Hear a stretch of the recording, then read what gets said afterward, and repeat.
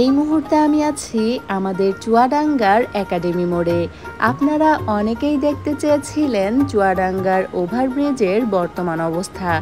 আজ আপনাদেরকে দেখানোর চেষ্টা করছি চুয়াডাঙ্গার ওভারব্রিজের বর্তমান অবস্থা। আসলে ওভারব্রিজ হচ্ছে ঠিকই, কিন্তু কবে যে এই ওভারব্রিজের কাজ শেষ হবে তা আসলে বলা মুশকিল। কিন্তু কাজ যেহেতু শুরু হয়েছে, শেষ তো একদিন হবেই। আমরা চুয়াডাঙ্গাবাসীরা সেই আশাতেই আছি। ভেবেছিলাম ওভারব্রিজের যে অংশটুকুর কাজ শেষ হয়েছে সেই অংশটুকুতে হেঁটে আপনাদেরকে দেখাবো। এই মুহূর্তে আমি রাস্তার অপোজিট দিকে দাঁড়িয়ে আছি এবং ভিডিও নিচ্ছি। ভাবছি সামনের দিকটাতে যাব। যেই ভাবা সেই কাজ, আমি সামনের দিকটাতে এগিয়ে গেলাম এবং ওভারব্রিজে উঠেও পড়লাম। তবে চারিদিকে এত বেশি রোদ ছিল, আমি খুব একটা সামনের দিকে এগিয়ে যেতে পারিনি, কারণ প্রচণ্ড রোদ আর নিচের অংশ যেহেতু বালু রয়েছে, তাই সম্পূর্ণ জায়গাটা প্রচণ্ড গরম। কেবলমাত্র একটি দিকের কাজ কিছুটা এগিয়েছে। এই ওভারব্রিজের কাজ শেষ হতে ধরে নেওয়া যায় এখনও 2 থেকে 3 বছর বা তারও বেশি সময়ও লাগতে পারে।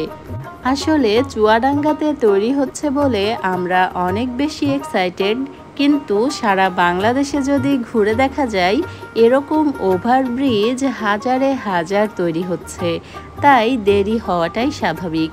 কিছুদিন আগে আমি ঢাকাতে গিয়েছিলাম, আর যাত্রাপথে অসংখ্য এরকম জায়গা দেখেছি যে এরকম ব্রিজের কাজ চলছে।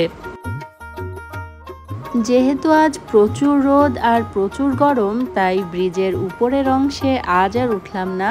কোনো একদিন ভোরের দিকে বা সকালের দিকে এই জায়গাটিতে আসব এবং সামনে যতটা এগিয়ে যাওয়া যায় এগিয়ে যেয়ে আপনাদেরকে দেখানোর চেষ্টা করব।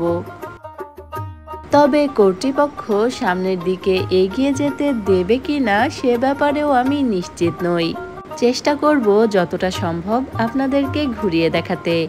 যাই হোক, আজ আপনাদেরকে আরও একবার ঘুরিয়ে দেখানোর চেষ্টা করলাম আমাদের চুয়াডাঙ্গার একাডেমি মোড় এবং একাডেমি মোড় থেকে তৈরি হওয়া বা নির্মাণাধীন ওভারব্রিজটি। আশা করি আজকের ভিডিওটি আপনাদের বেশ ভালো লেগেছে। আমাদের আজকের আয়োজন এ পর্যন্তই। আবারও ফিরে আসব নতুন কোনো ভিডিও নিয়ে। সে পর্যন্ত আমাদের সাথেই থাকবেন। এতক্ষণ যারা আমাদের ভিডিওটি দেখছিলেন সবাইকে অনেক ধন্যবাদ। ভালো থাকবেন, দোয়া রাখবেন। আল্লাহ হাফেজ।